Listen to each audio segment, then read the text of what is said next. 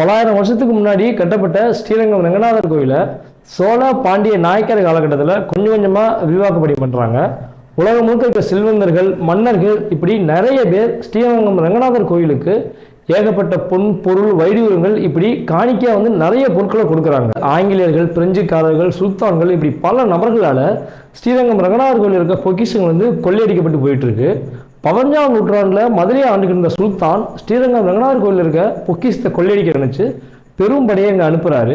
இங்கே வந்துட்டு அவங்க பல பொருட்களை வந்து கொள்ளையடிச்சிடுறாங்க. இருந்தாலும் அங்கேருந்து போக மனம் இல்லாமல் இருக்கிற மொத்தத்தையும் எடுத்துகிட்டு போயிடணும் அப்படிங்கிற ஒரு முடிவுக்கு வந்து வராங்க. இது எப்படியாவது தடுக்குன்னு நினச்ச இந்த பெண்மணி அந்த படை தளபதிகிட்ட பேசி, நான் உங்களை இங்கே இருக்க ரகசிய அறையை கூட்டிகிட்டு போகிறேன் அப்படின்னு சொல்லிட்டு கோபுரத்தோட உச்சி பகுதியை கூட்டி போயிட்டு அங்கேருந்து கீழே தள்ளி அவனை வந்து கொண்டுடுறாங்க. இவங்களும் அங்கேருந்து குதித்து இறந்துடுறாங்க.